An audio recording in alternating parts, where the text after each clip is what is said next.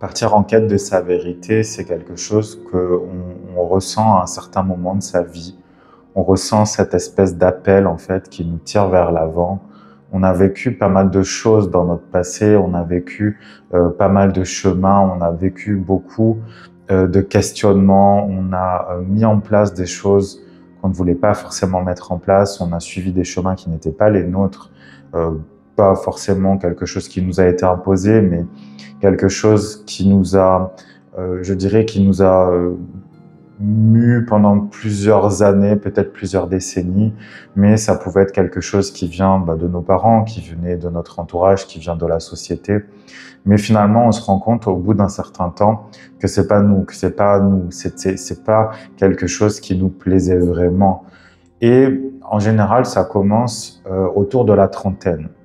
Autour de la trentaine, on a en particulier ce qu'on appelle le premier retour de Saturne en astrologie, c'est-à-dire que Saturne revient au même emplacement où il était quand on est né, en fait, à notre naissance. Ça crée une remise en question énorme de beaucoup de choses. Il y a beaucoup de choses qui sont fragilisées, en fait, dans notre vie, pour le pire et pour le meilleur, parce que, évidemment, il y a des mauvais côtés, il y a des choses qu'on ne préférerait pas perdre, et d'autres par contre qui sont, je dirais, c'est un passage obligé pour nous aider à évoluer encore plus loin, pour nous aider un petit peu à casser la coquille qu'il y a autour de nous. Il faut vraiment imaginer ça comme un œuf, et donc on est obligé, comme dans la nature en fait, de casser cette coquille et de faire en sorte de pouvoir continuer son voyage. Donc ça, c'est autour de la trentaine, entre 28 et 30 ans. Et autour de la quarantaine, donc un petit peu de 10 ans plus tard, on a cette fois la première opposition d'Uranus, de la planète Uranus, donc une opposition entre elle-même aujourd'hui et au moment de notre naissance. Ça crée des remises en question énormes dans notre vie. En général, ça confirme toutes les choses, ça confirme, je dirais, la destruction des choses qui ont déjà été fragilisées autour de la trentaine, mais surtout, ça nous oblige à vraiment nous recadrer sur notre chemin de vie. C'est un peu comme si la planète Uranus nous disait « tu n'es pas dans ton chemin, tu n'es pas dans le chemin que ton âme a prévu pour toi, tu dois recadrer très rapidement ta vie, sinon il va y avoir des catastrophes, il va y avoir des explosions ». En général, ça commence déjà autour de la trentaine, mais c'est vrai que plus on se rapproche en fait des 40-42 ans, 42 ans exactement, c'est le temps que met Uranus à être en opposition avec elle-même. À ce moment-là, en fait, autour des 40 ans, 42 ans, on a vraiment de gros changements de vie. C'est ce qu'on appelle en fait la crise de la quarantaine. Ça vient de cette planète Uranus qui nous dit « tu n'es pas donc dans ton chemin ». Qu'est-ce qui va se passer? Il va se passer que on va avoir envie d'un coup peut-être de changer de vie, peut-être que ça va être quelque chose qui va, je dirais, pousser tellement fort à l'intérieur de nous, quelque chose dont on a conscience depuis longtemps, mais qui va pousser tellement fort à l'intérieur de nous qu'on va être obligé de le faire. Ça va être des explosions, par exemple des divorces, des séparations, ça va être des changements de vie vraiment du tout au tout, un changement d'emploi.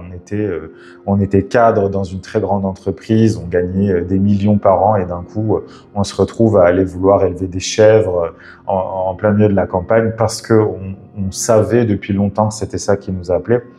Uranus en fait nous aide vraiment à être totalement nous-mêmes.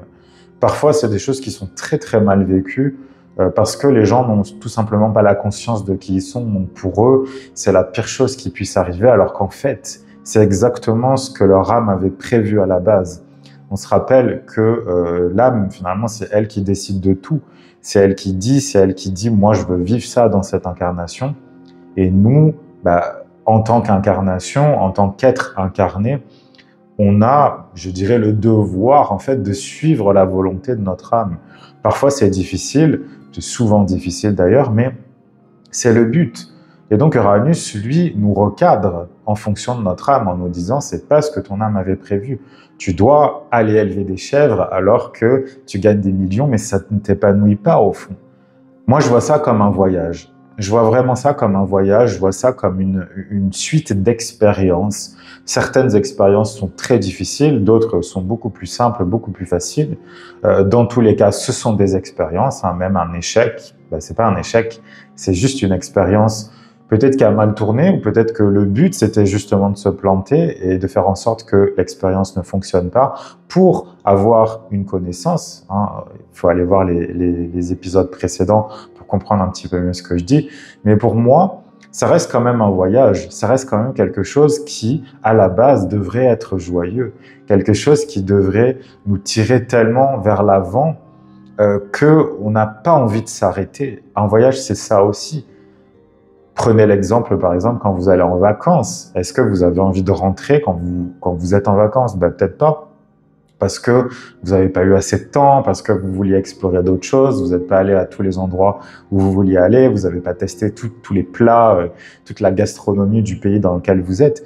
Ben, en fait, notre vie, c'est la même chose. Mais au final, est-ce qu'on n'est pas totalement maître de notre vie? Et là, c'est une question, en fait, qu'il faut vraiment se poser. Parce que pour chercher sa vérité et donc pour la trouver, hein, parce que le but c'est quand même d'aller la trouver, pas que de la chercher, mais c'est aussi de se préparer intérieurement à des possibles difficultés.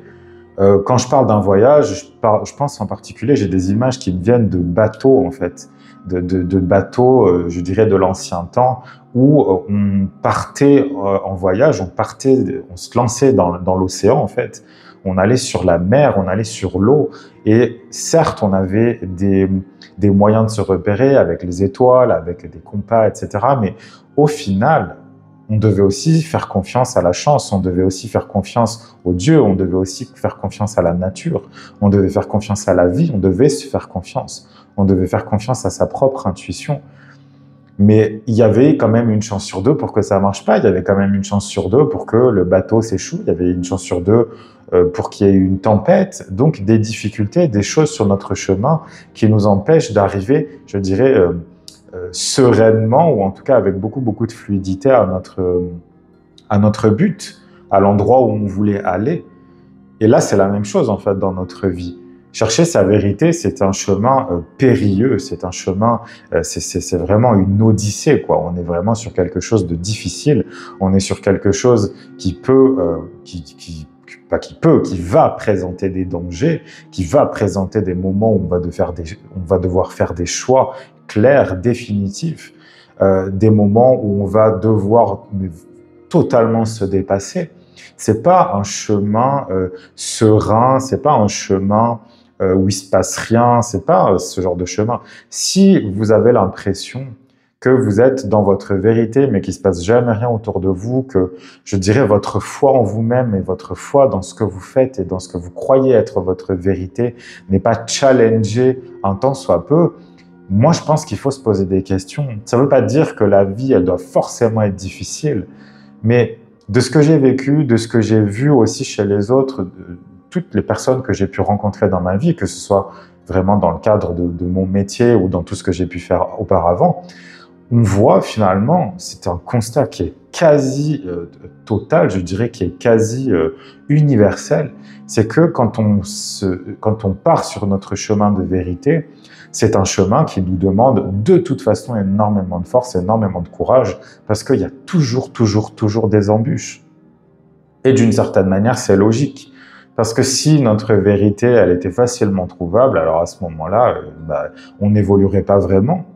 Le but aussi de ce chemin, le but de ce voyage, c'est encore une fois l'évolution. Mais chercher sa vérité, c'est difficile. Chercher sa vérité, ça veut dire laisser des choses en arrière. En laisser beaucoup d'ailleurs. Comme je le dis souvent, ça va être des gens, ça va être des situations, ça va être un travail, ça va être une manière de penser, une manière de voir la vie, parfois qui peut vraiment drastiquement changer, qui peut vraiment totalement s'inverser en fait d'un moment à un autre. Il faut être très ouvert en fait pour partir sur son chemin de vérité parce que très souvent d'ailleurs on va trouver des choses qui nous embêtent. On va trouver plein de choses qui sont vraiment nous, qui font partie de nous. On va peut-être même trouver des choses qui dans le passé nous ont fait très peur, des choses qu'on a intentionnellement ou peut-être même plutôt inconsciemment fui parce que on se disait c'est pas pour moi, mais à l'intérieur de nous, il y a toujours comment dire, ce souvenir que il faut qu'on aille dans ce sens-là, il faut qu'on aille par là. Et c'est difficile de prendre ces décisions-là parce que, encore une fois, ça veut dire que on va déjà sortir de notre zone de confort. Ce sera quelque chose de compliqué, ça va nous demander, comme je le dis souvent, un sacrifice, ça va nous demander de nous mettre en danger à un moment ou à un autre. Ici, je parle beaucoup de choses, entre guillemets, négatives, parce que c'est quand même la vérité, c'est quand même quelque chose de difficile. On ne se lance pas sur ce genre de chemin sans en être sûr, parce que on va devoir rester, je dirais, concentré et confiant jusqu'à la fin. Sinon, on va se retrouver, je dirais, au milieu de quelque chose de très désagréable à vivre. C'est que on sait qu'on doit aller de l'avant, on sait qu'il y a quelque chose qui nous appelle, que notre vérité nous appelle. On sait très bien qu'on ne pourra jamais revenir dans notre vie d'avant. Et donc, on ne peut pas rester planté au milieu du chemin en attendant. Ça, c'est pas possible. Et c'est pour ça que je le dis souvent, une personne, quand elle sent cet appel-là, il faut aussi qu'elle soit consciente que ça va lui demander un énorme travail sur elle. Parce qu'on ne pourra pas rester au milieu du chemin et que finalement, la seule issue sera d'aller jusqu'au bout du chemin. Il y a certaines personnes qui font demi-tour dans leur voyage. Il y a certaines personnes qui font demi-tour. En général, c'est des personnes qui vont très très mal ensuite. Il faut vraiment en être conscient de ça. C'est pas pour faire peur que je dis ça, c'est juste la vérité. C'est comme ça que ça fonctionne. J'ai connu des personnes qui ont fait un pas en avant et qui ont fait 4 pas en arrière. Et ces personnes-là, en fait, leur vie d'après, qui est plutôt semblable à leur vie d'avant, en fait. Mais leur vie d'après va être encore pire parce que elles ont la conscience qu'il y a quelque chose qui les appelle, elles ont la conscience qu'il faut qu'elles aillent de l'avant, mais elles ne le font pas et elles ont eu tellement peur qu'elles décident de retourner dans leur vie d'avant et ça crée vraiment un immense désordre, je dirais, intérieur. C'est vraiment un désastre. Donc, il faut vraiment être sûr de soi quand on y va. Je suis plutôt partisan du fait de ne pas aller de l'avant tout de suite si on n'est pas sûr de soi. Après, on n'est jamais vraiment totalement sûr de soi et c'est pour ça qu'il faut être adaptable aussi pendant ce voyage-là. Mais si on n'est vraiment pas sûr, si on sent que c'est pas le moment, il faut pas le faire. Mieux vaut attendre un moment où on est déjà un petit peu mieux à l'intérieur de soi. Après, la difficulté, c'est de ne pas rester en place en se disant, en fait, c'est jamais le moment. Il n'y a jamais, je dirais, un moment parfait pour commencer un voyage de la sorte. Il y aura toujours quelque chose de compliqué, comme je le disais. Donc, il faut l'accepter. En fait, il faut accepter que ça va être un voyage difficile, que ça va être un voyage qui va bouger, qui va nous bouger dans tous les sens. Encore une fois, je parlais de la planète Uranus. La planète Uranus, c'est pas une planète où les choses se passent tranquillement. Non, c'est de la foudre, c'est un éclair, c'est quelque chose d'imprévu, c'est quelque chose qui nous bouge, qui nous électrifie, qui nous enflamme peut-être parfois. Et quand on est enflammé, faut peut-être trouver un moyen d'arrêter le feu ou d'utiliser le feu pour aller encore plus loin. Mais donc, il faut être très adaptable. Il faut pouvoir avancer sans avoir peur ou en ayant peur, mais sans se dire « je vais arrêter parce que c'est trop difficile ». Non. Qu'est-ce qu'on fait quand on est trop fatigué? On s'assoit. On s'assoit 5 minutes, on s'assoit 10 minutes et après on repart. Il y a pas c'est pas grave de s'asseoir à un moment. D'ailleurs, en général, la vie nous offre quand même, heureusement, la vie et notre âme nous offrent quand même des plages de repos pendant ce voyage-là. Mais à un moment donné, la vie va dire, c'est bon, tu t'es assez reposé, maintenant, tu remets tes chaussures et tu continues ton voyage. Et oui, il y aura une nouvelle épreuve ensuite, mais c'est OK, parce que c'est le jeu, c'est comme ça que ça fonctionne. Donc, quand je parle des joies du voyage, il y a aussi la joie de se dépasser. Il y a la joie de se dire, j'ai réussi. J'ai réussi, ça a été dur, ça a été long. J'ai cru que j'allais jamais y arriver, j'avais peur, j'avais mal. Je ne trouvais pas la solution, mais au final, j'ai quand même réussi. Ça fait partie de ces joies-là. Mais les joies du voyage, c'est aussi la découverte. C'est aussi, il y a des bons côtés aussi à voyager. C'est pas juste passer son temps, en fait, à s'enlever le cœur de la poitrine et d'évoluer dans la douleur. La douleur fait partie de ce voyage-là, évidemment. Mais parce que moi, mon but, c'est aussi de dire la vérité, de dire que le voyage n'est pas facile. Mais il y a plein de bons côtés, parce que pendant ce voyage-là, déjà, on va voir qui on est. On va se rendre compte de nos forces, de notre puissance. On va se rendre compte aussi de nos faiblesses, et c'est une bonne chose. Mais justement, on va pouvoir comprendre mieux nos faiblesses et utiliser nos forces pour compenser tout ça. C'est une mise à l'épreuve, en fait, tout simplement. C'est juste une mise à l'épreuve. Juste. Ça peut être une grosse mise à l'épreuve, mais c'est quand même juste une mise à l'épreuve. Donc, on se rend compte de tout ça, on avance, et donc on prend conscience de sa propre force. Et ça, finalement, ça fait partie de notre recherche de la vérité. La vérité, c'est pas quelque chose, notre vérité en tout cas, c'est pas quelque chose qui s'offre en totalité à nous, non. La vie, elle veut qu'on se donne les moyens de le faire. Notre âme veut évoluer, et pour évoluer, on n'a pas la solution tout de suite. Quand on apprend quelque chose, on va prendre un exemple un peu plus terre à terre, mais quand on a par exemple un problème de mathématiques en face de soi, on ne comprend pas tout de suite comment ça fonctionne. On va être obligé d'apprendre. Telle chose plus telle chose, ça veut dire telle chose. Ça plus ça égale ça. Donc on est obligé d'apprendre, on est obligé de se heurter, on est obligé de faire des erreurs, on est obligé de comprendre aussi par l'erreur finalement. Mais ensuite, une fois qu'on a compris comment ça fonctionne, une fois qu'on a compris la logique de la chose, le voyage est d'autant plus simple. Mais on n'a pas le choix, on est obligé. Donc ça m'arrive de temps en temps effectivement de croiser des personnes qui s'imaginent que on va avoir une sorte de grâce qui va nous arriver, qu'on va tout comprendre de notre vie. Faut pas rêver, encore une fois, faut pas se leurrer. Pour moi, le voyage, en fait, c'est un voyage de mérite. Ça me fait penser vraiment à la carte du chariot dans le tarot, c'est-à-dire la victoire par le mérite. Plus on va persévérer dans notre chemin, et plus on arrivera peut-être vite à la fin, ou pas d'ailleurs, c'est pas tant une question de temps que ça, mais on va y arriver avec les honneurs, on va y arriver avec nos, je dirais, nos propres honneurs, c'est-à-dire qu'on va se louer d'être arrivé là, parce qu'on se rappellera, nous, d'où on est parti, et on aura une vision enfin d'ensemble de tout ce qui s'est passé. Mais quand on arrive en plus au bout du chemin, si tant est qu'il y ait vraiment un bout à ce chemin-là, mais quand on arrive en tout cas à un palier, on va pouvoir se dire « Ah, heureusement que j'ai vécu tel ou tel problème, heureusement que j'ai dû résoudre telle équation, heureusement que j'ai dû passer par-dessus tel mur, parce que si je ne l'avais pas fait, je n'en serais pas où j'en suis aujourd'hui. » C'est très souvent comme ça. Quand vous discutez avec des personnes qui ont énormément évolué dans leur vie, c'est des personnes qui ont vécu des choses difficiles. Et pour moi, ça fait partie de la joie du voyage aussi. Ça peut paraître un peu masochiste comme ça, mais pourtant, c'est la vérité, c'est la réalité. On se rend compte à quel point on s'est surpassé, à quel point on s'est dépassé, à quel point on a dépassé nos peurs, à quel point on a dépassé nos appréhensions, à quel point on a dépassé vraiment, ça peut être des peurs paniques, des choses qui nous terrifient. Je disais tout à l'heure, peut-être même que notre vérité se situe dans quelque chose qu'on a fui toute notre vie. Peut-être parce que dans des vies passées, il s'est passé un problème avec cette chose-là. Et donc notre âme veut se réconcilier avec telle ou telle chose. Il faut accepter la difficulté, il faut accepter les obstacles. Ça, c'est quelque chose dont j'ai déjà parlé dans un précédent épisode. Mais c'est ça, en fait.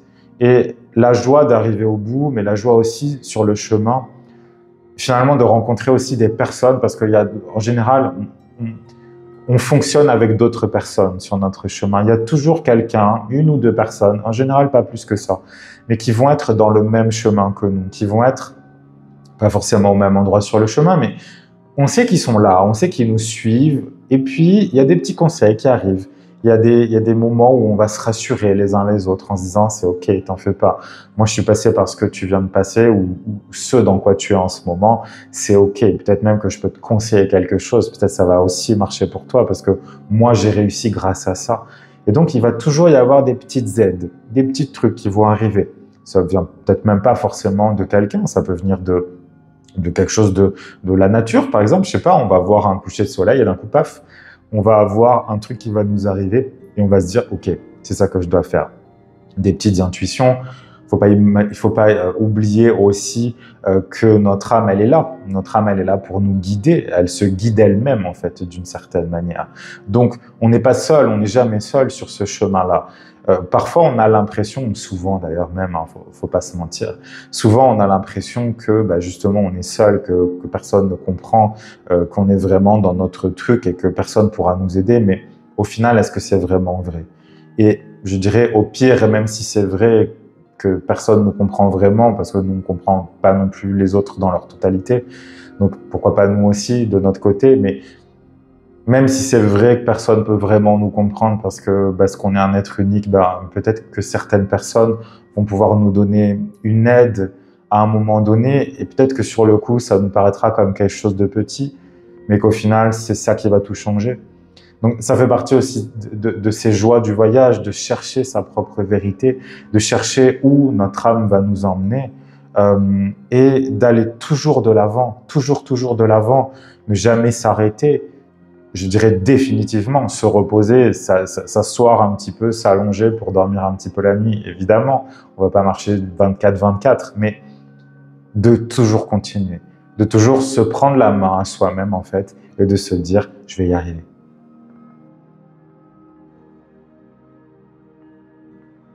Pendant notre recherche de la vérité, pendant notre voyage vers cette vérité, vers notre vérité, notre propre vérité, vers ce qu'on doit être en fait, ce qu'on a été et ce qu'on va être plus tard.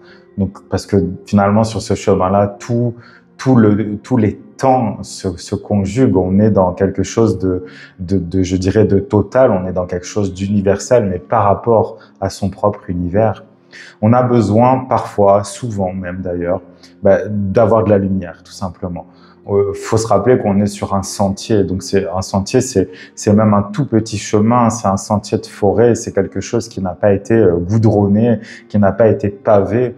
On est très certainement la première personne à prendre ce chemin-là, évidemment, puisqu'on est un être unique, donc c'est un chemin qui est unique aussi. Mais ce chemin-là, il est difficile d'accès, comme je le disais, il présente de toute façon des dangers qu'on va relever, on va y arriver, on arrivera à la fin de notre chemin. Et si de temps en temps on tombe, c'est pas grave, on se relève, on se soigne et puis on repart. Mais le plus important finalement, ça va être de trouver cette lumière, de trouver une lumière qui va nous aider à éclairer notre sentier. Il y a pas mal de choses finalement qu'on peut utiliser pour éclairer son sentier. Bon, évidemment, on peut aller voir un guide, on peut aller voir quelqu'un qui va nous aider, qui va nous montrer la lumière, qui va nous aider à regarder tout ça de plus près, à regarder les détails du chemin, quelqu'un qui va pouvoir nous aider à surmonter les obstacles, à juste pointer le faisceau lumineux d'une lampe torche, par exemple, sur la racine du problème et de dire, ok, c'est ça la racine de ton problème. Tu dois d'abord régler ce problème si tu veux pouvoir continuer sur ton petit sentier, sur ton grand sentier de vie, mais sur un petit sentier par rapport à l'immensité de tout ce qu'il y a autour de nous. Mais on peut effectivement faire appel à quelqu'un. Ça, je dirais, c'est peut-être le luxe ultime dans ce genre de situation parce que on va avoir un apport extérieur, on va avoir quelqu'un qui n'a pas la tête tout le temps dans nos propres problèmes, on va avoir quelqu'un qui a une vue d'ensemble, on va avoir quelqu'un qui va vraiment pouvoir nous aider à se focaliser sur quelque chose en particulier et à comprendre les choses d'une autre manière. On l'a tous vécu d'une manière ou d'une autre. Quand on a la tête dans nos problèmes, quand on ne sait plus où aller, il n'y a rien de mieux qu'une personne qui va venir à côté, qui va nous dire est-ce que tu as testé ça? Et d'ailleurs, très souvent, ça va être des phrases très banales, en fait, très bateaux, des trucs qui vont, qui vont pas très loin, je dirais. Ça va être vraiment une remarque. Oui, quelque chose de tout simple. Et d'un coup, ça va nous choquer parce qu'on se dit, oui, j'avais jamais vu les choses comme ça. Souvent, très souvent d'ailleurs, on cherche des complications à nos problèmes alors que la résolution, la solution est simple. Elle est en général très, je dirais, binaire. C'est oui ou non, c'est blanc ou noir. Hein. C'est soit je prends le choix de dire oui, soit je prends le choix de dire non. Donc en général, c'est ça qui nous plaît pas, c'est parce qu'on a plutôt tendance, je dirais, en général, alors ça dépend des gens, ça dépend des énergies des personnes, mais en général, la plupart des gens vont vouloir essayer de limiter la casse, vont vouloir sauver les meubles, vont vouloir faire plaisir, pourquoi pas aux autres, ça c'est la pire chose à faire. Mais la plupart du temps, c'est ça. On n'aime pas les décisions nettes, définitives, claires, qui tranchent dans le vif. Et justement, le fait que quelqu'un d'autre soit à côté de nous et nous dise « peut-être que tu pourrais essayer ça », c'est une bonne chose. Quand je parle d'une autre personne, évidemment, je parle en particulier de thérapeute, je parle en particulier de guide, je parle en particulier de personnes dont c'est le métier, mais ça peut aussi finalement prendre la forme, le conseil peut venir d'une personne, entre guillemets, lambda, ou même d'une personne, pourquoi pas, que vous ne connaissez pas, que vous croisez dans la rue, ou pourquoi pas à votre travail, quelqu'un qui vous dit une phrase comme ça et qui vous choque totalement.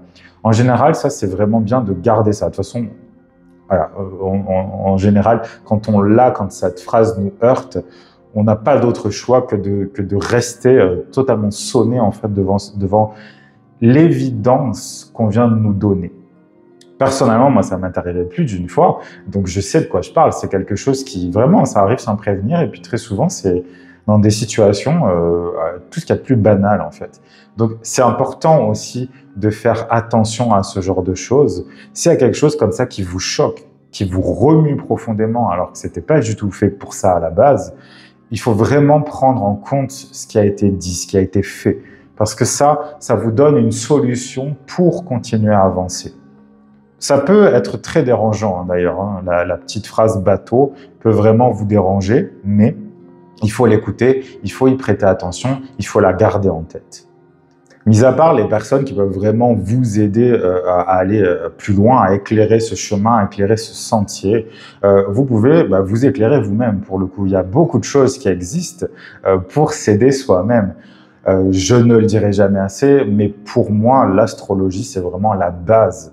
C'est la base de la base de tout dans votre vie, dans votre chemin spirituel en particulier. Bon, c'est sûr que si la spiritualité ou chercher votre vérité, ça vous intéresse pas, l'astrologie ne va pas beaucoup vous aider. Mais en même temps, vous ne seriez pas en train de regarder cette vidéo. Mais si c'est le cas, et j'espère que c'est le cas, évidemment, l'astrologie, c'est vraiment la base de tout. Ça va vous montrer qui vous êtes, ça va vous montrer où vous devez aller, ça va vous montrer d'où vous venez, ça va vous montrer vos forces et vos faiblesses.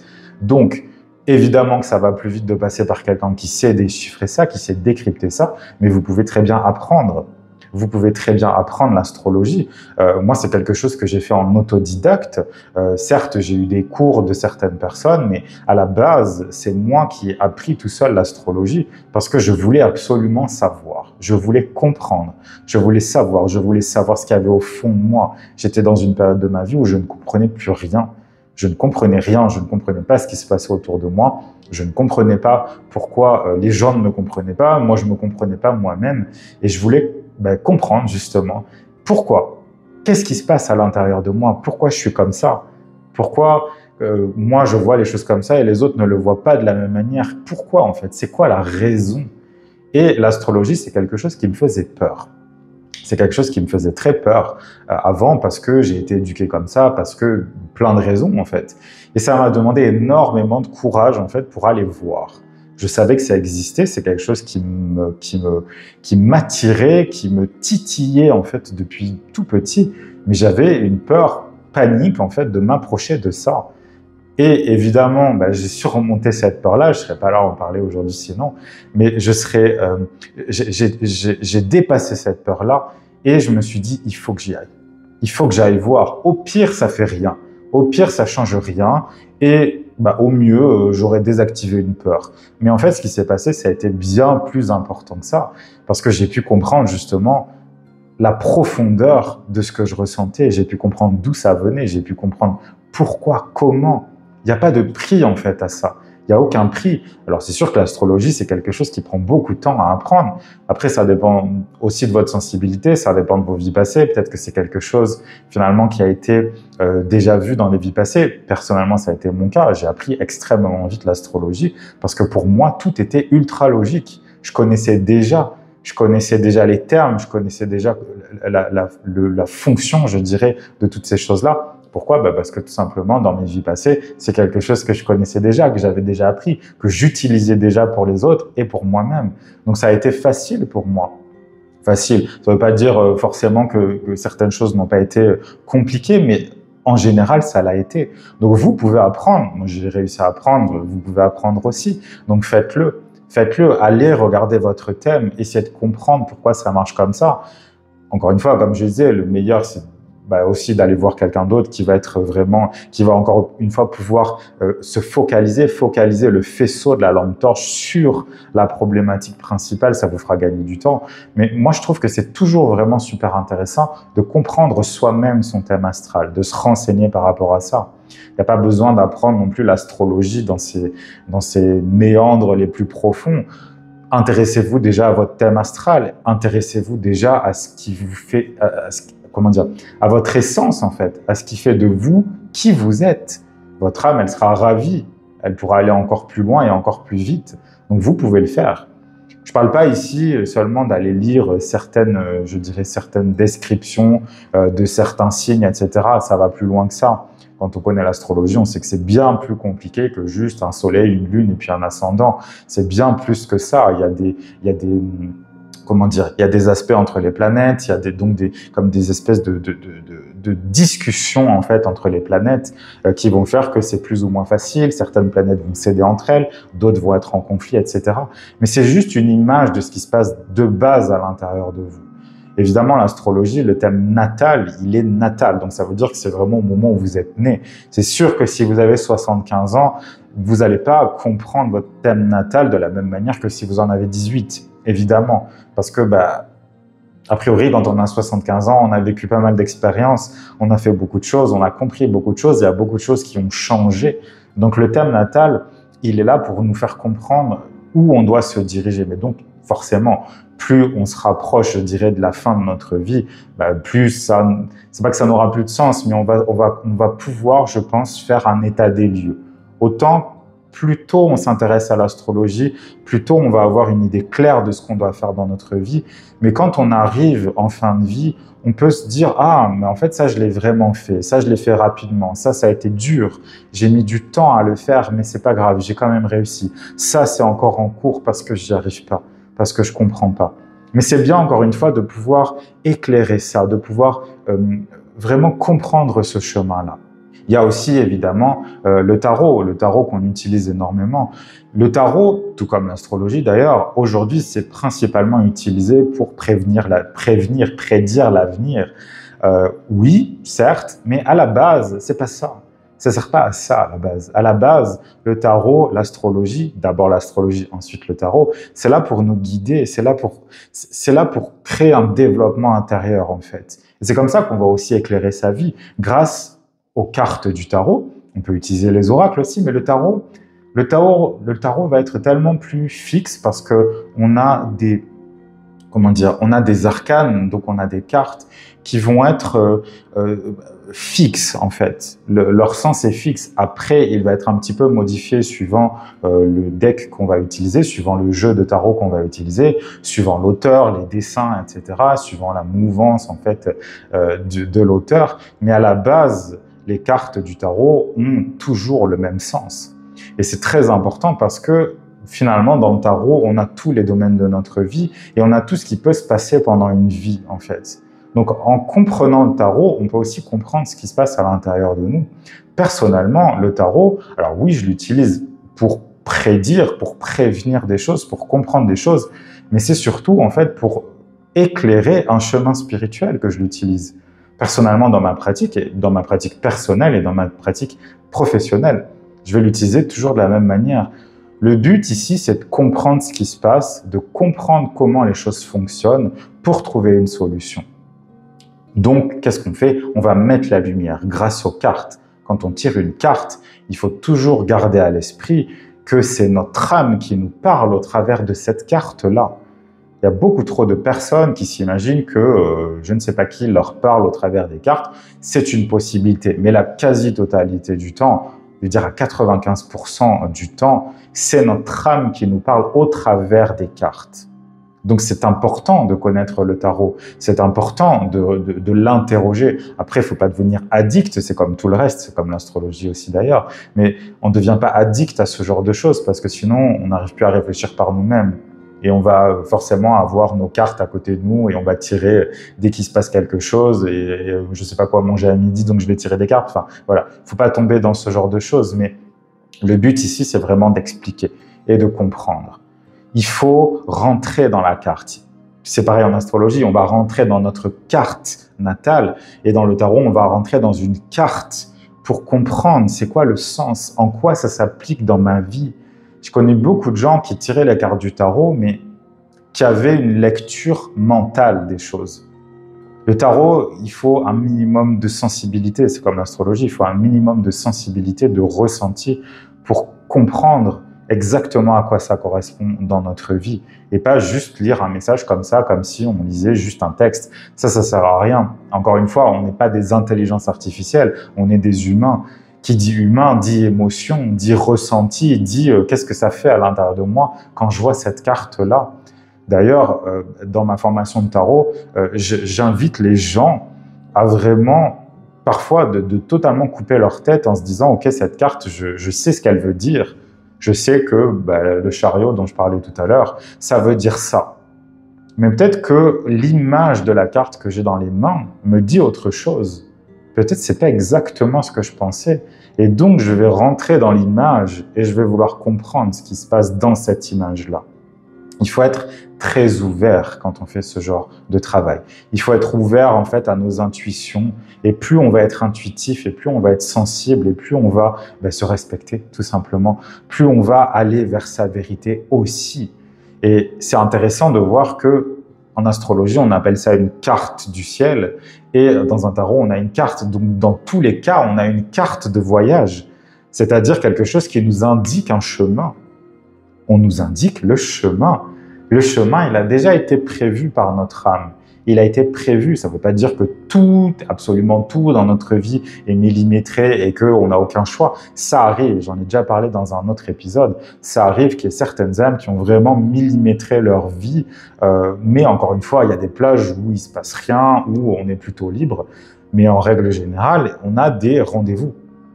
À telle date, on sera à tel endroit, à tel moment, et on va rencontrer telle personne qui va nous donner telle information. Ça va changer tout le reste, etc. Et puis on va continuer peut-être dans un, comme je disais tout à l'heure, dans un sens totalement différent. Peut-être même qu'on va se retourner totalement et qu'on va revenir de là où on vient parce qu'on a raté quelque chose. Tout ça, il faut l'accepter. Il faut aussi accepter que notre chemin soit, comme je le disais juste avant, soit remuant en fait. Voilà, ça va nous remuer beaucoup, mais en même temps, quand on a ces outils-là, donc comme je le disais, soit ça va être quelqu'un qui va vous aider, qui va vous comprendre, qui va vous guider. Encore une fois, pour moi, c'est la meilleure chose parce que c'est un avis extérieur, donc quelqu'un qui peut analyser les choses en ayant la tête froide et en pouvant, qui va vraiment pouvoir, oui, vous montrer sur quoi vous devriez vous interroger, ce qui devrait vous intéresser en fait dans la problématique que vous vivez en général.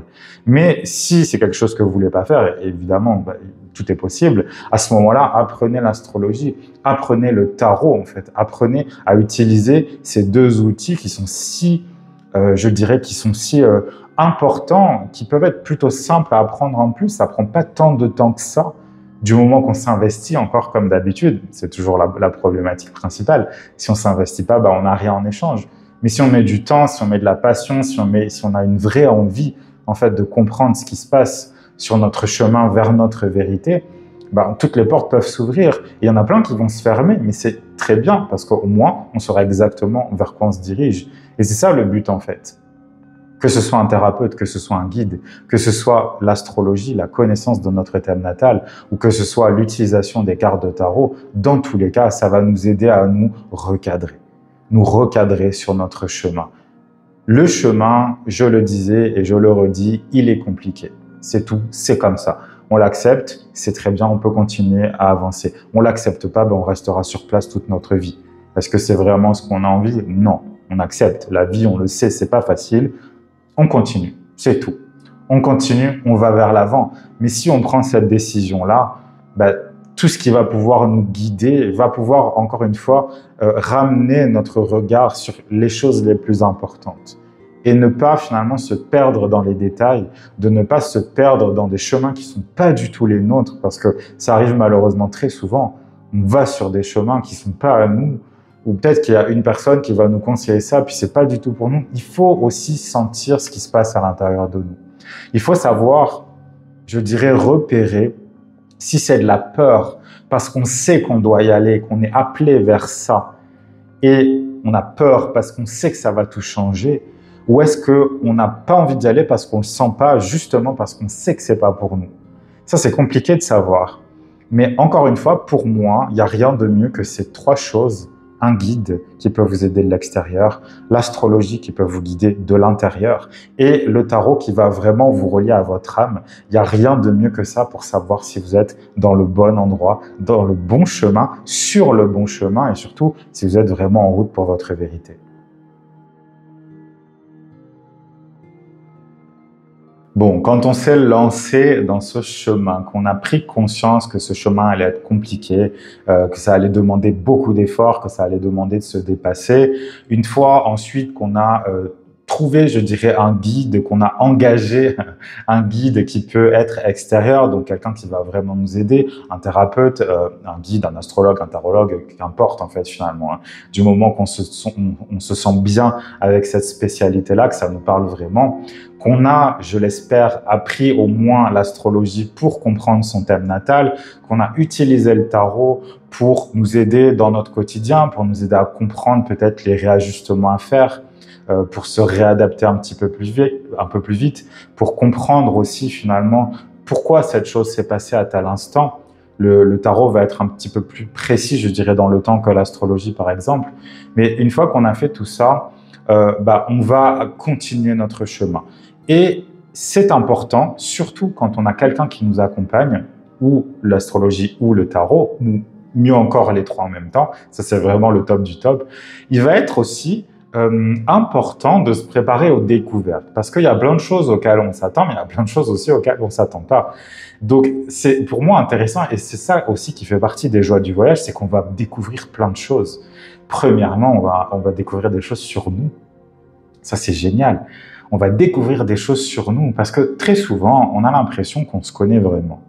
Ouais, moi je suis comme ça, je suis comme ça, je suis quelqu'un comme ça. On dit souvent ça, moi le premier.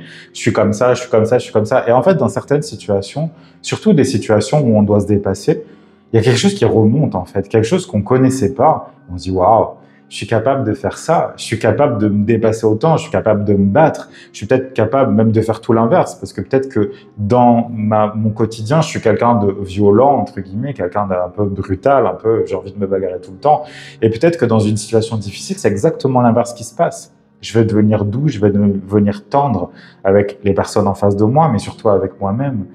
On découvre énormément de choses sur soi. On continue finalement dans notre découverte de nous-mêmes. Pourquoi? On est sur le chemin de notre vérité. Donc évidemment qu'on va faire des découvertes. Évidemment qu'on va se rendre compte de choses incroyables. Il y a beaucoup de choses des vies passées en général qui remontent dans cette période-là. En tout cas, si tant est que c'est une période, si c'est pas toute votre vie en général. Mais il y a beaucoup de choses des vies passées qui remontent. Après, encore une fois, ça dépend de notre âme. Si notre âme, elle a décidé effectivement qu'il y avait des choses des vies passées qui devaient remonter, c'est rarement pas le cas quand même, hein. C'est souvent quelque chose qui arrive, pour ne pas dire, ça va être 99% du temps, c'est quelque chose qui va se passer, mais il se peut très bien que notre âme ait envie d'un coup, je sais pas, de faire un reset. Encore une fois, c'est extrêmement rare. Mais d'une certaine manière, il n'y a rien de plus jouissif en fait que de voir ce qu'on a été avant, de voir ce dont on a été capable dans le passé. Peut-être qu'on a eu des vies de guerriers, peut-être qu'on a vraiment eu des vies où on a dû se battre, on a dû se défendre en fait contre tout, et on a réussi. Et aujourd'hui, d'un coup, on se laisse faire, on se laisse avoir par un petit caillou qui est en face de nous et on se dit « je vais jamais pouvoir y arriver ». Mais quand on sait qui on a été, la question après ne se pose plus, ou en tout cas elle va se poser différemment et on va se dire « mais non, je suis capable, je l'ai fait tellement de fois, pourquoi là je ne serais pas capable ?» Et c'est important en fait pour se donner du courage. Les vies passées, oui, elles ont un impact sur notre vie actuelle, mais la vie actuelle, ça reste quand même la plus importante. J'ai connu, malheureusement pour eux, beaucoup de personnes qui restent bloquées dans des vies passées. Ça, c'est quelque chose qu'il ne faut pas du tout faire. Les vies passées, elles peuvent être importantes pour nous faire comprendre pourquoi on est dans notre situation actuelle et comment on peut faire pour justement utiliser ce passé, donc utiliser les forces de ce passé, ou pourquoi pas les faiblesses d'ailleurs, hein, parce que ça peut être une possibilité de compréhension bien plus importante, On va utiliser ces vies passées, mais justement pour surmonter cet obstacle-là. On va faire appel d'une certaine manière à la personne qu'on a été dans un passé plus ou moins lointain pour surmonter l'obstacle. Mais ça ne veut pas dire qu'il faut rester dans ce passé-là. Parce qu'à ce moment-là, on est totalement déconnecté de la réalité, on est totalement déconnecté de notre évolution. Et c'est comme si, au bout d'un moment, on finit par tourner en rond. C'est le serpent qui se mord la queue, mais c'est pas une bonne chose. C'est pas quelque chose qui va nous aider à évoluer. Parce que on reste dans des trucs d'avant, on reste dans un fantasme. Pourquoi pas on reste dans des vies qui ont été incroyables et puis donc on reste bloqué alors qu'aujourd'hui on part du principe que notre vie est pourrie. Ça sert à rien en fait. Là, c'est une fuite. C'est plus du tout une aide qu'on va chercher dans le passé.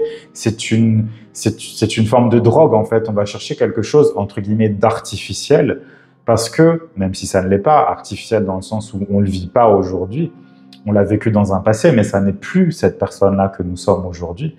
C'est dangereux de faire ça, donc il faut surtout pas faire ça. On va juste comprendre ce qu'on a déjà compris dans le passé, on va le ramener à notre conscience, on va le ramener dans notre présent et on va l'utiliser pour surmonter l'obstacle. Mais après, on reprend, enfin après, même pendant tout le temps, on garde notre place dans notre vie actuelle. C'est vraiment important.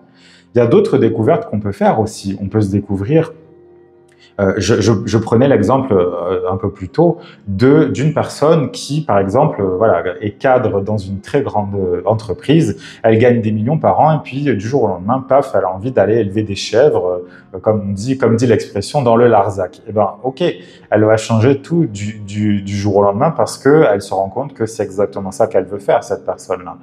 Qu'est-ce qu'elle va découvrir? Elle va se découvrir peut-être une passion pour la nature. Elle va se découvrir une passion pour les chèvres. Peut-être qu'elle va se rendre compte que la chèvre, c'est un animal qui lui parle énormément. Alors, on va pouvoir rigoler parce que la chèvre, c'est pas très sexy comme animal. Mais en fait, qu'est-ce qu'on a comme enseignement dans cet animal-là? C'est un animal qui est courageux, c'est un animal qui est déterminé, c'est un animal qui lâche pas, c'est un animal qui est capable de tenir, je dirais, on a ces idées, enfin je vois plutôt des bouquetins là, mais ça va être un petit peu ce genre de choses, des animaux qui sont extrêmement courageux et qui, même s'il y a du danger, vont aller toujours de l'avant. Mais cette personne-là, elle va pouvoir découvrir que la chèvre, c'est peut-être son animal totem, pourquoi pas? Donc, on va découvrir des choses sur nous, on va découvrir des choses qu'on n'avait pas du tout imaginées. On va aussi, pourquoi pas, et ça peut être une découverte, je le vois comme une découverte en tout cas, on va mettre à mort aussi, pourquoi pas, des espèces de masques qu'on a créés ou qu'on a imaginés de nous, peut-être des parties de nous qu'on aurait fantasmées en fait et qui au final n'existent pas. Mais c'est dans ce chemin de vérité et c'est surtout quand on va se mettre en danger qu'on va se rendre compte que cette personne-là n'existe pas. Et d'où vient-elle cette personne-là? Est-ce que c'est nous qui l'avons créée pour nous protéger? Est-ce que c'est quelqu'un qui nous a appris à être comme ça?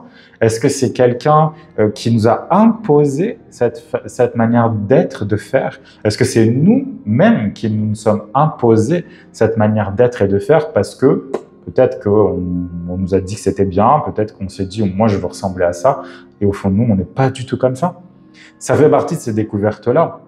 Les découvertes, bon, c'est vrai que la manière dont je l'amène et la manière dont je le vois, c'est plutôt quelque chose de positif. On fait des découvertes, waouh, ok, je pensais pas que ça existait comme ça, je pensais pas que c'était possible. Mais c'est ça aussi qui va nous donner, au fur et à mesure du chemin, l'envie d'aller plus loin. Parce que si on a un chemin tout monotone, où il se passe rien, où c'est toujours la même chose, c'est toujours les mêmes problèmes, c'est toujours les mêmes obstacles qu'on va rencontrer à des niveaux différents, mais c'est toujours la même chose. Et qu'entre deux, il n'y a rien, il n'y a pas de découverte, il n'y a pas de joie. Pourquoi pas, il n'y a pas d'explosion de tristesse aussi, parce que je reprends cette idée de tout à l'heure. Si on s'est créé un personnage qui n'existe pas, si on s'est créé un masque, un déguisement qui n'existe pas, et qu'à un moment donné, ce déguisement ou ce masque vole en éclats, mais ça va nous libérer énormément. Alors ça va être dans les larmes, ça va être dans la douleur, ça va être dans la détresse peut-être.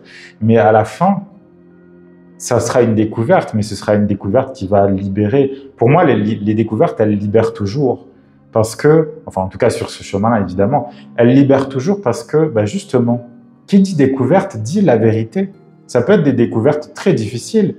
Je pensais par exemple, imaginons on est dans un couple et puis on découvre que notre mari ou notre femme nous trompe. Mais peut-être que ça va nous libérer. Alors sur le coup, on est bien d'accord que c'est pas sympa, mais ça va peut-être nous libérer. Peut-être qu'on va se dire, c'est exactement ce que j'attendais. C'est exactement ce qu'il me fallait pour continuer dans ma vie. Parce que de toute façon, j'étais tellement malheureux dans ce couple. Je détestais tout ce qu'il y avait autour de moi. Je détestais la personne avec qui j'étais. Et d'un coup, ça me donne comme une excuse parce que j'ai découvert la vérité. J'ai découvert que cette vie n'était pas pour moi. J'ai découvert que cette personne-là me mentait. J'ai découvert. Donc pour moi, la découverte, elle nous amène toujours en avant, qu'elle soit plutôt compliquée ou qu'elle ne le soit pas. J'espère évidemment qu'elle va être plus sympa, mais comme on dit en général, plus l'expérience est compliquée, plus ça peut aussi nous aider à aller loin. Ça va vraiment créer un tremplin.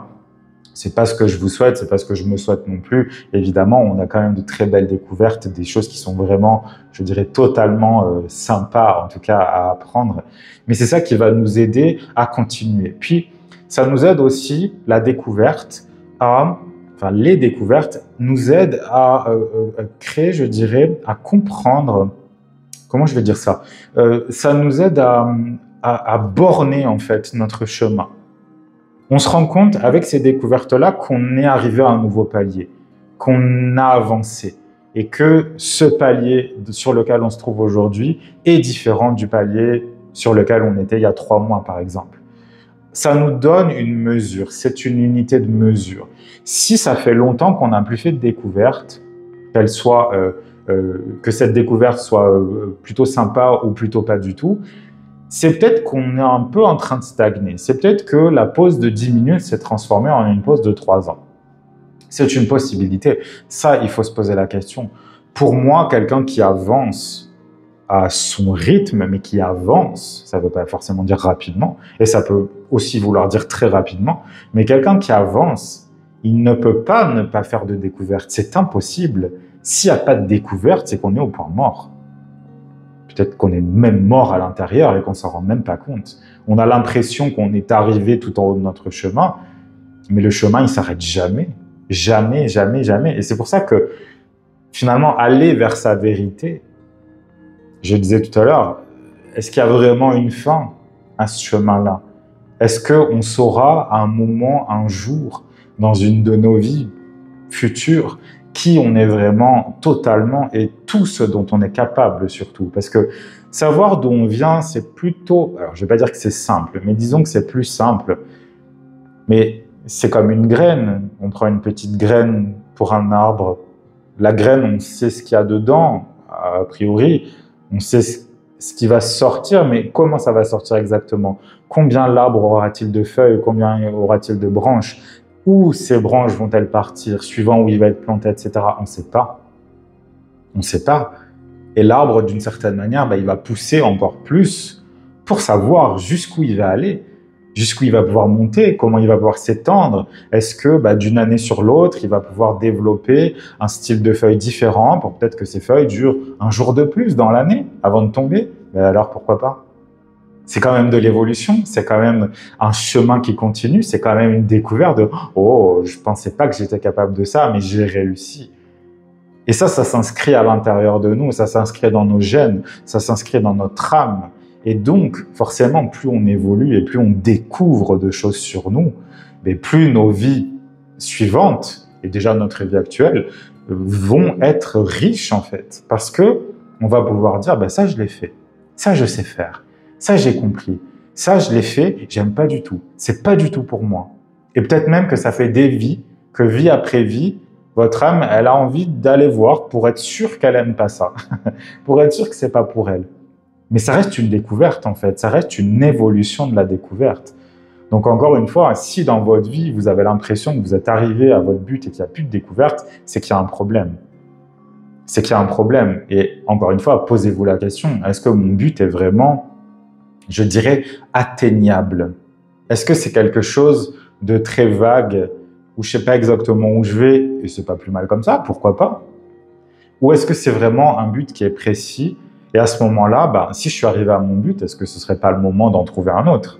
Est-ce que ce ne serait pas le moment d'aller, je dirais, à l'étage au-dessus? Est-ce que ce ne serait pas le moment de monter dans cette spirale de vie plutôt que d'attendre qu'il se passe quelque chose? En général, la vie, elle fait en sorte que si vous voulez rien, ben vous avez rien. Ce qui est quand même très normal, je veux dire, c'est très logique. Si on n'a pas de désir, si on n'a pas d'envie, ben on n'évolue pas. Il n'y a plus rien qui se passe. Parce que c'est votre force intérieure, c'est votre feu intérieur, c'est le feu de l'âme dont je parlais dans un épisode précédent, qui va vous aider à aller encore plus loin. Et le feu de l'âme, il veut augmenter tout le temps. Tout le temps, tout le temps, donc il s'arrête jamais. Et plus il va faire de découvertes, et plus vous aurez la curiosité en fait de savoir ce qui se passe à l'intérieur de vous, et de savoir pourquoi c'est comme ça, et de savoir comment vous allez pouvoir faire pousser ces branches et ces feuilles de plus en plus, mais plus vous allez être bien épanoui, plus vous allez savoir exactement ce que vous aimez pas, plus vous allez savoir exactement dans quel chemin vous allez vouloir continuer, je dirais même peut-être pourquoi pas à vous entêter. Il y a des personnes qui passeront leur vie à s'entêter dans un chemin et qui ne verront le bout de ce chemin, je dirais la récompense de leur entêtement dans ce chemin qu'à la fin de leur vie. Il y a d'autres personnes qui vont avoir plein de tout petits chemins. C'est des petits chemins qui vont durer 1 an, 2 ans. Et après, hop, c'est bon, on arrive au but. Mais c'est bon, on continue. Ça, en général, ça dépend pas mal des signes qu'on a. Ça dépend beaucoup des énergies. Il faut vraiment regarder son thème astral pour avoir une idée de comment ça se passe, de comment notre âme voit, en fait, notre évolution. Mais encore une fois, le fait de découvrir tout ça, et en particulier et d'abord et avant tout notre thème natal, c'est grâce à ces découvertes qu'on se dit « Ah, ok, je comprends. Je comprends pourquoi je vis ça. Je comprends pourquoi je fais ça. » Ça, ce sont des découvertes. Et quand on a ce genre de choses, on peut continuer à évoluer. Parce que c'est ça, ces petites découvertes, je parlais de bornes, mais vous pouvez aussi les imaginer comme étant les barreaux d'une échelle. S'il manque des barreaux, vous n'allez pas monter. Donc, vous resterez planté sur votre échelle. Et au bout d'un moment, voilà, ça va faire on n'aura plus de sang dans les jambes, on sera plus du tout ancré, on saura plus où on est. On va perdre l'équilibre et on va tomber. Et on va se faire très mal et peut-être qu'on se relèvera pas. Alors que si on place des barreaux petit à petit en se disant, bon, là, je sais pas exactement, je vais arrêter 5 secondes, je vais regarder comment je vais pouvoir créer un nouveau barreau sur mon échelle et on continue. Et parfois, c'est des barreaux qui sont pas terribles. Mais alors, c'est pas grave, on s'en fiche. Le but, c'est d'avancer. Le but, c'est de continuer. Et peut-être même qu'à un moment donné, on va revenir un petit peu en arrière en se disant ce barreau-là, je vais un peu le modifier, je vais un peu le changer, je vais le rafistoler, je vais le rendre plus dur, je vais le rendre plus, plus solide en fait, parce que je veux que mon échelle, elle soit belle. En plus de ça. Mais ça, ça c'est pour les gens qui veulent vraiment que tout soit excellent en fait dans leur vie, et c'est tout à leur honneur, évidemment. Mais est-ce qu'on a aussi besoin de ça? Parfois oui, parfois non. Parce que peut-être que le barreau de l'échelle qu'on a envie de rafistoler, qu'on a envie de solidifier, c'est un barreau, entre guillemets, porteur, qui va solidifier l'entièreté de toute l'échelle. C'est certainement pas moi qui vais vous dire de laisser vos barreaux d'échelle dans un piteux état, parce que c'est pas ma manière de faire. Mais il y a, pour certaines personnes, peut-être ce sont pas des échelles très importantes. Mais quand c'est une échelle qui est vraiment très importante, vous savez qu'elle est parce que vous le sentez, parce que vous vous êtes senti appelé en fait dans cette direction-là, alors il faut le faire. Il faut le faire, il faut y aller, il faut donner toute votre énergie là-dedans. Mais encore une fois, les découvertes que vous allez faire sur vous vont vous confirmer qui vous êtes, vont vous aider à voir plus loin, plus haut, et surtout, ça va vous aider à fermer des portes qui doivent être fermées. Ça, c'est jamais facile, mais c'est quand même, ça fait partie du chemin. Ça fait partie du chemin de cette vérité, parce que pour ouvrir la porte de notre vérité, la porte, il n'y en a qu'une, il n'y en a pas plusieurs. On a une seule vérité, il n'y en a pas 25. Sinon, s'il y en a 25, c'est qu'il y a un problème. C'est que c'est quelqu'un d'autre qui vous a refilé sa vérité, ou que vous n'avez pas envie d'accepter que votre vérité, elle ressemble à ça. Parce que la vérité, c'est pas forcément quelque chose de joli. Ça peut être quelque chose d'à moitié joli, d'à moitié pas joli, mais il faut l'accepter quand même, c'est ce qu'on cherche de toute façon. Mais si on veut vraiment aller tout au bout de ce chemin-là, si on veut vraiment ouvrir, entre guillemets, cette porte ultime, si tant est, encore une fois, qu'il existe une porte ultime dans ce chemin-là, eh bien, il faut être en capacité et il faut avoir la totale conscience qu'on va être obligé d'en fermer d'autres. On ne peut pas passer à un niveau supérieur si on ne ferme pas les niveaux précédents. On est obligé de cloisonner, en fait. Ça ne peut pas passer autrement. Ça ne peut pas se passer autrement. Donc, il faut comprendre ça, il faut l'accepter Et surtout, il faut continuer.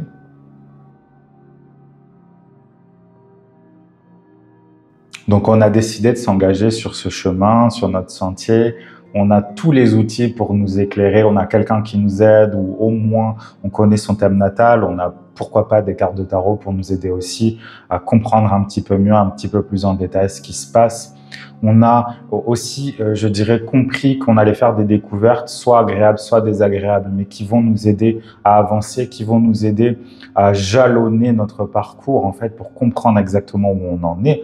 En tout cas, d'être en capacité de se repérer là-dedans.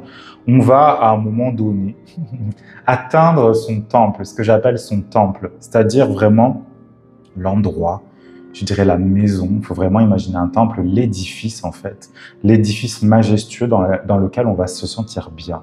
Et quand on arrivera à cet endroit-là, en fait, on saura qu'on est arrivé. On saura qu'on est arrivé à la maison. Souvent, c'est un temple qui est lui-même un jalon, comme je le disais. En général, on essaye d'arriver à la fin d'un chemin, mais quand on arrive à la fin de ce chemin-là, on se rend compte que derrière, il y a un nouveau chemin qui continue.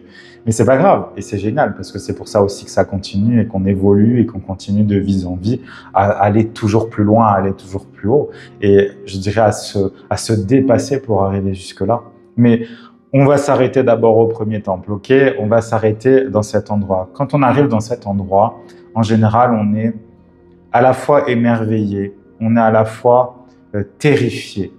On se pose la question, est-ce que c'est vraiment là où je devais aller? C'est comme si c'était une dernière fois, un dernier regard en arrière en fait, où on se dit, est-ce que c'est vraiment un questionnement intérieur, est-ce que j'ai bien fait? Là, on est devant la porte du temple, on n'est pas encore rentré dedans. On a fermé plein de portes en arrière. On sait très bien qu'on ne va jamais retourner en arrière parce que ça ne nous intéresse de toute façon pas, parce qu'on a tellement changé sur notre chemin. Pourquoi on retournera en arrière dans un truc qu'on a fui sur, je dirais, peut-être que c'était un dernier, d'ailleurs, le temple d'avant, et on pensait que c'était un temple où on allait pouvoir rester toute notre vie. Puis au bout d'un moment, le temple dans lequel on était, alors déjà, on peut se poser la question, est-ce que c'était vraiment un temple ou est-ce que c'était pas une prison? On peut se poser la question. Mais si c'était vraiment un temple, peut-être qu'entre-temps, on a tellement grandi qu'on est devenu trop grand pour ce temple-là. Donc, on a besoin d'en trouver un plus grand, un qui correspond à notre taille, entre guillemets, du moment, parce qu'on a grandi, parce qu'on a évolué. Donc, on a fait ce chemin. Et donc, on va arriver encore une fois devant la porte d'un temple. Et on va se dire, est-ce que j'ai bien fait? Est-ce que c'est vraiment ce que je voulais? Est-ce que je suis prêt? Est-ce que je suis prête à passer cette porte-là? Est-ce que je suis prêt déjà à l'ouvrir? Mais une fois que j'aurai ouvert cette porte, comme je le dis souvent, je ne pourrai plus faire comme si j'avais pas vu ce qui se trouve derrière. En général, c'est quand même un endroit où on va se sentir bien. En général, c'est quand même, comme je le disais, un endroit où on va se sentir à la maison. On va se sentir accueilli par cet endroit. On va se sentir attiré, aspiré même, pourquoi pas, par cet endroit. Et on sait qu'on va devoir y rester pendant un temps.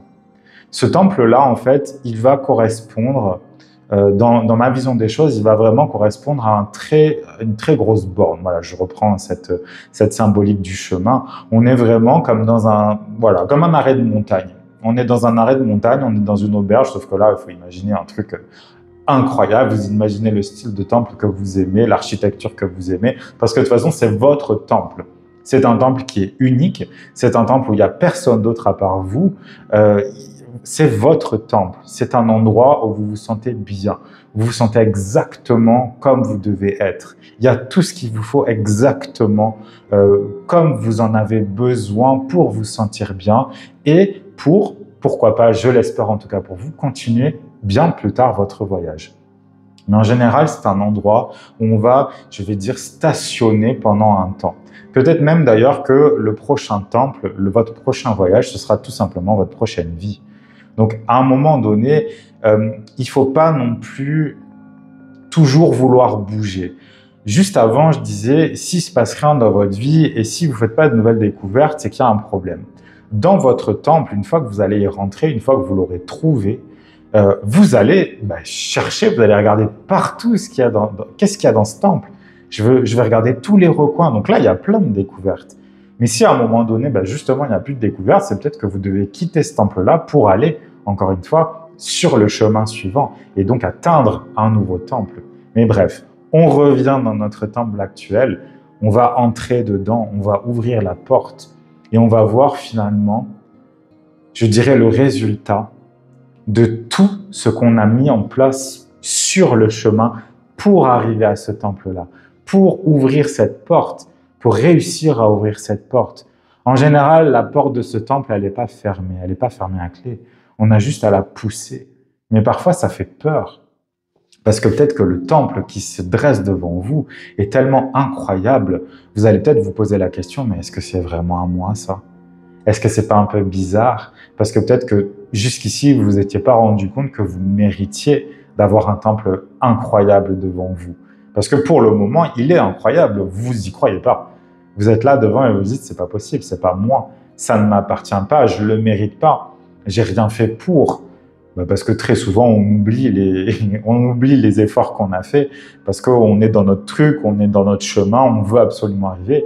Et quand on arrive devant la porte, c'est déjà fini. On est un peu comme drogué, en fait, à l'adrénaline du truc qui fait que, on n'a pas arrêté de se battre et au bout d'un moment, on arrive dans un endroit qui est paisible et on n'a plus l'habitude d'être en paix. On n'a plus l'habitude, peut-être même d'être dans un endroit qui nous convient, qui nous fait vraiment du bien, parce que on a surmonter tous les obstacles qu'on devait surmonter. Et donc, on va pousser cette porte avec énormément d'appréhension, mais on sait qu'on n'a pas d'autre choix que d'y aller. D'ailleurs, très souvent, on a cette impression, quand on arrive devant cette porte-là, que tout le reste qui s'est passé avant s'est effacé. On a vraiment cette impression.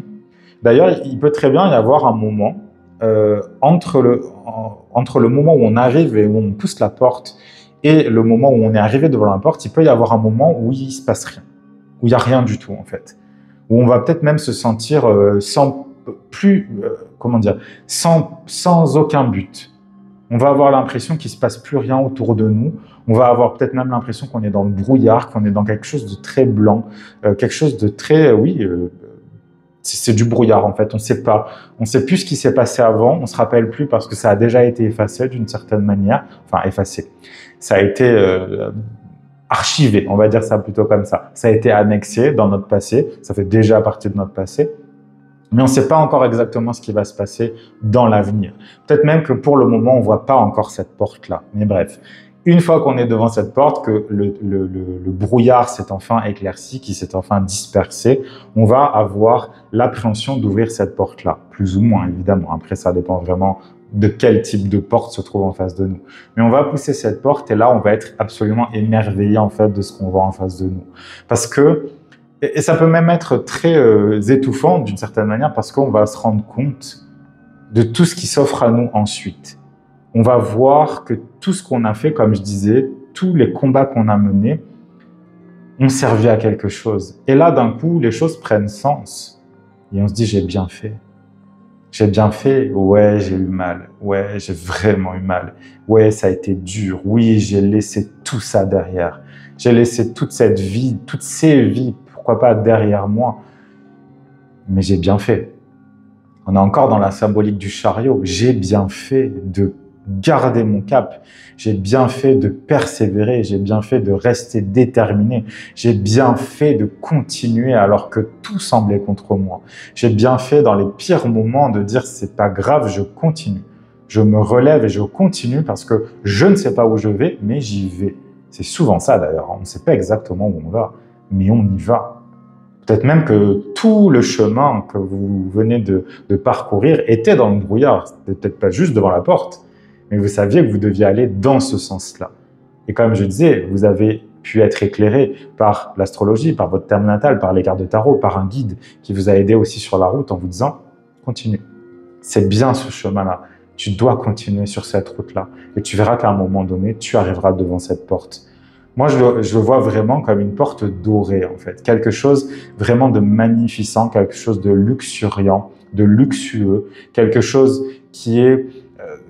qui représente en fait, oui, d'une certaine manière votre plus haut degré d'évolution. Alors après, vous voyez votre porte comme vous êtes finalement.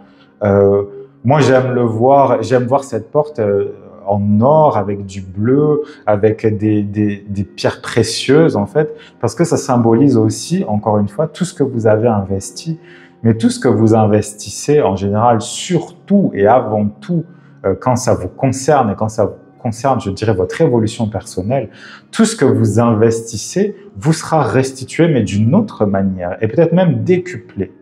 Donc, c'est même pas une restitution, c'est un investissement, encore une fois. On investit dans quelque chose parce qu'on y croit vraiment, parce qu'on veut mettre toute notre puissance et notre force et notre feu intérieur et notre passion intérieure dans ce projet-là. Et donc, on va y arriver. Et quand on va y arriver, ça va être au-delà de nos espérances. Ça va être au-delà de tout ce qu'on avait imaginé. Pourquoi? Parce qu'on a été courageux. Parce qu'on a continué.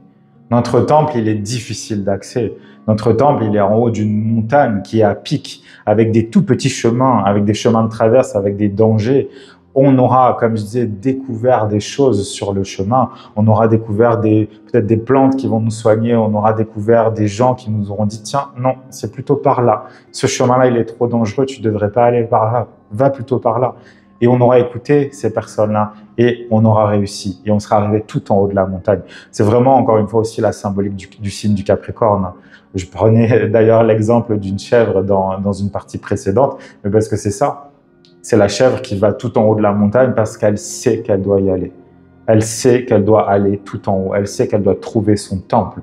Elle sait qu'elle doit trouver, alors j'allais dire sa source. Oui, parce que d'une certaine manière, quand on arrive dans cet endroit-là, étant donné qu'on se retrouve soi-même et surtout qu'on est arrivé à un niveau d'évolution supérieur, ben ça reste quand même nous. C'est notre source qui a été modifiée, qui a été enrichie. C'est notre essence, en fait, qui s'est élargie. Notre essence et notre conscience aussi, qui se sont élargies par le chemin qu'on a fait, par le chemin qu'on a emprunté, par les combats qu'on a menés.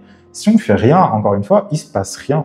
Donc encore une fois, votre porte, vous la voyez, la porte de votre temple et votre temple en entier, vous pouvez... Moi, je vous invite vraiment à le faire, hein, un truc là, comme ça c'est quelque chose que j'ai jamais fait avant, mais là, ça me vient, donc je vous le donne. Faites ça, faites cet exercice. À quoi il ressemble votre temple? Le temple vers lequel vous vous dirigez en ce moment, si jamais vous vous dirigez vers un temple, je l'espère, mais à quoi il ressemble? Comment il est? Est-ce que c'est une petite cabane pour le moment? Et à ce moment-là, c'est pas grave, il n'y a pas de problème, il faut peut-être commencer quelque part. Qu'est-ce que c'est? Est-ce que ça va être, comme je disais, un temple avec des joyaux, un temple en or, un temple en marbre? Est-ce que ça va avoir une architecture, je sais pas, plutôt romaine, gréco-romaine? Est-ce que ça va être des grandes colonnes? Est-ce que ça va être plutôt, je sais pas, quelque chose qui a été bâti sur des pilotis au bord de la mer, style polynésien? Enfin, on peut tout imaginer, mais faites cet exercice-là, en fait. C'est quoi mon temple? À quoi il ressemble? Qu'est-ce que je vais trouver? Qu'est-ce que je pense trouver à l'intérieur? Peut-être même d'ailleurs que ce que vous allez trouver à l'intérieur, ce ne sera pas du tout ce que vous avez imaginé. En général, on ne se trompe pas beaucoup. Mais c'est quoi votre temple? Parce que pour le trouver, il faut peut-être, d'une certaine manière, l'imaginer avant. En se disant, moi, mon temple, je le sens comme ça. Là, le but, c'est pas de vous dire qu'est-ce que vous mettriez dans votre temple. Comment voulez-vous qu'il soit? Non, c'est comment il est, parce qu'il existe déjà ce temple-là. Après, c'est votre boulot, je dirais, de le trouver et de l'atteindre, mais il existe déjà. C'est pas quelque chose que vous allez créer, je dirais. Il existe déjà.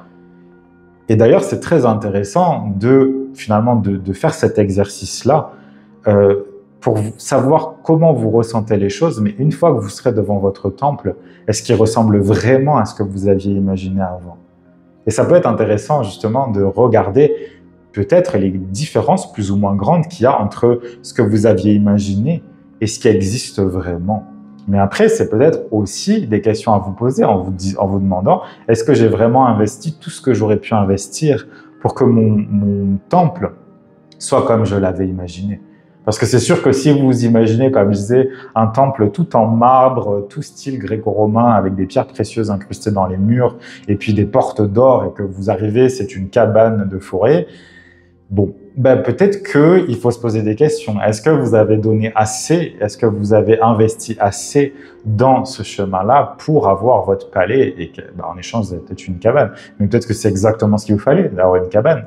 il n'y a pas de jugement là-dessus, mais il peut y avoir une espèce de dissociation en fait entre ce qu'on imagine peut-être donner à la vie. Peut-être qu'on s'imagine qu'on donne beaucoup, mais qu'en fait, c'est pas du tout le cas. Peut-être qu'on donne pas dans le bon sens. Peut-être qu'on se donne pas déjà à soi-même. Il y a énormément de gens qui sont radins envers eux-mêmes. On parle même pas de donner des trucs aux autres, hein. Là, on parle vraiment de s'occuper déjà de soi. Moi, c'est quelque chose que je vois tout le temps, tous les jours, des gens qui sont foutrement radins, en fait, envers eux-mêmes. Ils n'ont jamais rien pour eux, ils n'ont pas d'argent pour eux, ils n'ont pas de temps pour eux, ils donnent tout aux autres ou ils donnent tout à des trucs qui servent à rien, mais pour eux, il n'y a jamais rien. Il n'y a jamais, jamais rien. Votre temple, il sera tellement magnifique si vous investissez d'abord à l'intérieur de vous. Pourquoi? Parce que votre temple, c'est vous, tout simplement. Votre temple, c'est vous. Votre temple, c'est votre âme. Donc, c'est tout ce que vous faites. Si vous investissez rien, votre temple, il aura l'air d'un HLM. Alors qu'il aurait pu être un palais. Qu'est-ce que vous préférez? Si vous préférez vivre dans un HLM, parfait, vivez dans votre HLM, il n'y a pas de problème. Mais est-ce qu'il n'y aurait pas mieux à faire? Est-ce qu'il n'y aurait pas mieux à acquérir? Est-ce qu'il n'y aurait pas mieux à créer? Quand je parle d'acquisition ici, j'espère que vous l'avez compris, je ne parle pas ici vraiment d'un truc matériel, non, je parle de quelque chose à l'intérieur de vous, je parle d'un développement intérieur, je parle d'un développement personnel. Votre temple, il est évidemment intérieur. Mais finalement, plus vous allez investir, plus tout ce que vous allez toucher va se transformer, je dirais, en or, pour reprendre mon exemple. Ça va se transformer en quelque chose de très précieux, ça va se transformer en quelque chose qui n'a pas de prix même. C'est même pas que c'est précieux, c'est que ça n'a pas de prix. Ça peut même pas être quantifié. Et en plus, comme ce temple, il est intérieur et qu'il est, je dirais, qu'il fait partie intégrante de vous, et c'est quelque chose que personne ne pourra jamais vous retirer. Personne ne pourra jamais vous le retirer. C'est votre quête à vous. C'est votre quête à vous. Et donc, forcément, plus vous allez investir dans votre quête, plus vous allez vous donner les moyens d'aller loin, mais plus vous allez avoir un temple incroyable, avec toujours des petites pièces et des découvertes à n'en plus finir. Et vous allez y passer peut-être des vies dans ce temple-là, parce que vous aurez réussi. Vous aurez réussi votre chemin. Vous aurez éclairé votre chemin avec tous les outils qui sont disponibles. J'en ai cité que 3, mais il y en a certainement plein d'autres. C'est à vous aussi, je dirais, de faire vos recherches, de faire vos courses, finalement, de choisir exactement ce que vous sentez le mieux pour vous, pour aller dans ce chemin-là et pour surtout pas perdre votre temps, parce que le temps, c'est précieux. Le but, c'est de pas perdre son temps, c'est de pas perdre son énergie pour des choses qui servent à rien. Mais une fois que vous serez arrivé en haut de ce chemin, vous aurez votre temple en face de vous. Et votre temple, il fera partie intégrante de vous. Et même si à un moment donné, dans plusieurs années ou dans plusieurs vies, vous allez quitter ce temple pour vous diriger vers le suivant, le temple que vous quittez, il sera toujours en vous, il fera toujours partie de vous, parce que ça va devenir votre nouvelle base.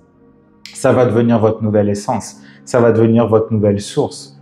Donc plus vous allez construire de beaux temples, et plus le suivant sera encore plus beau et incroyable. Ça n'a pas de fin, en fait. Ça n'a pas de fin. Et c'est ça qui est génial, en tout cas pour moi, parce qu'il y a peut-être des gens qui se disent « Oh là, moi, j'ai pas du tout envie de ça. Moi, je veux que ça s'arrête à un moment ou un autre. » Moi, c'est l'inverse. Moi, je veux que ça s'arrête jamais. Moi, je veux que ça continue tout le temps. Je veux toujours évoluer. Je veux toujours aller de l'avant. Je veux construire des temples encore plus grands, encore plus beaux, encore plus magnificents, parce que c'est mon évolution personnelle. C'est tout. Et encore une fois, posez-vous la question, c'est quoi mon évolution? C'est quoi ma vérité? Qu'est-ce que je veux? À quoi je veux que mon temple ressemble? Ça fait partie de notre vérité.